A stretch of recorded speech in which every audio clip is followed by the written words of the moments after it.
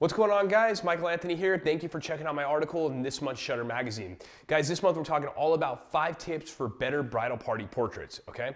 There's a few things that we wrote in the article, a couple techniques that we're covering, but one thing that I want to talk about that goes beyond technique is controlling the client experience. What do I mean by that, right?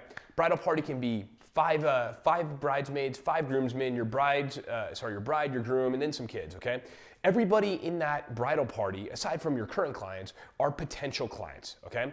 I can't tell you guys how many times that we have photographed a bridal party, and in the bridal party there is, a past bride on the groom side, a past groom on the bride side, etc., right? All of these people are future clients of yours, and a lot of times when we are arriving on our wedding, we have our mindset on making sure our bride and our groom look good, and when we get to portraits, it can become kind of like that firing squad, right? Okay, stand there, click, move next, right? We don't want to do that with our bridal parties because these people are judging you for their future weddings. And I know that might sound crazy because they might not even be engaged yet, but trust me, when it comes time for them to hire a wedding photographer, if you gave them an incredible experience on their friend's wedding day, you're going to be at the top of the list when they're trying to decide on the short list of people to hire, okay?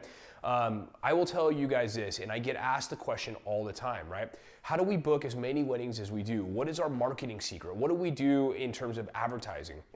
And I'll tell you guys right here, we do a lot of paid advertising, okay? But none of that stuff would work if we weren't doing the organic advertising, the marketing, controlling our client's experience, and the referrals and the word of mouth stuff that we do and we've been doing since we started, okay? All of that stuff has to be there to establish your brand. Once your brand is established, then the paid advertising can come in and it will help you guys book more business, okay? But it all starts with the way that you treat people on the day of, and as wedding photographers, we're in a unique position that we get to experience and meet a lot of different people who could potentially become clients later down the line in the course of our normal day-to-day job, right? Really, really powerful there, guys. I'm telling you, it's extremely important. Okay, so when you guys are working with your bridal party, a couple things that could definitely make sure that they are having a good experience. Keep the energy upbeat, right? Don't be a bore. Don't sit there and make the firing squad thing happen where you're just telling them next, get in line, let's get on to the next person. When you're rushing through it, right, does that make a good experience for the bridal party? Of course it doesn't, okay? Bridesmaids want you to make them look good. They want you to point out the things that can make them look better in their photos, right? If a bridesmaid is upset because you put her on the wrong side, not her side, right? Okay? Accommodate her, switch her with somebody else. I'm sure there's somebody on the other side who feels the exact same way, okay? But don't just be like, hey, we got to do this, it's not your day, right? I totally know how you guys feel. I've wanted to say that sometimes in the past, and I've had to control myself just like you have in the past as well too.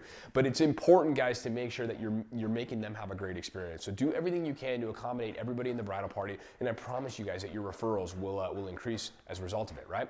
The next thing I talked about in our article is how to take a situation where you might not have the best light and make that situation better by using a composite of multiple images, okay? So we've been doing this for about a year now because my skill set in Photoshop has gotten a little bit better, and I've realized that this technique doesn't take a lot of time, but it can produce results that are worth the time spent making it, right?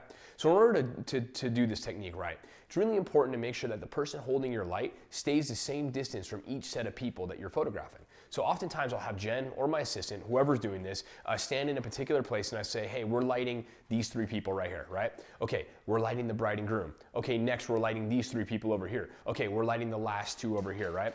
And then I go through and I make sure that I got good photos of every single one of those people and that my lines are still symmetrical to, somewhat, because again, we're lining these people up in Photoshop and oftentimes not using a tripod here, okay?